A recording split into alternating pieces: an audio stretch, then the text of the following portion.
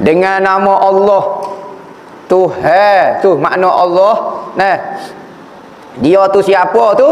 Tuhan yang amat murah lagi segala hambanya yang mukmin dan yang kafir di dalam negeri dunia ini. Tuhan ni pemurah dia umum. Pemurah dia kepada orang dia sayang, dia pemurah kepada orang mukmin, dia pemurah kepada orang kafir, dia pemurah kepada orang munafik, dia pemurah. Umum sifat pemurah dia. Tengok Yahudi duk tembak orang Islam tu, Tuhan makan juga ke dia. Tuhan dia berkahwin, Tuhan dia anak, Tuhan dia boleh minum, Tuhan dia boleh galak suka. Siapa dia beri nikmat itu? Pemurahnya Tuhan. Padahal kawan ni orang kafir, tak percaya ke Tuhan pun, tetapi sifat murah dia kepada orang Islam dan orang kafir di negeri dunia. Ingat dunia sahaja dah. Akhirat no, akhirat tak boleh.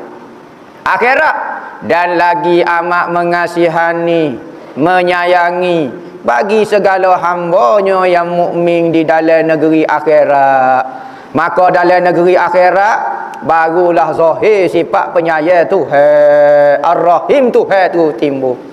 Apabila kita nampak Tuhan bubuh orang-orang beriman dalam syurga, orang kafir bubuh dalam neraka, nampaklah Tuhan sayang hok mana. Atas muka dunia kita tak nampak Tuhan sayang kok orang Palestin kok orang Yahudi. Kita tengok orang Palestin kena apa cerah, orang Yahudi duduk suka-suka. Patut kalau Tuhan sayang zahir gak benar orang Islam lah, orang kafir tu rakyat hancur. Tak, pemurah Tuhan. Mu sungguh setara mana? Mu ngatik kau, mu malah buat kerja, tak boleh pitih. Orang kafir tak beriman, rajin buat kerja boleh pitih. Sebab apa? Zahir pemurah Tuhan atas muka dunia. Tetapi apabila akhirat, saya Tuhan sangat zahir.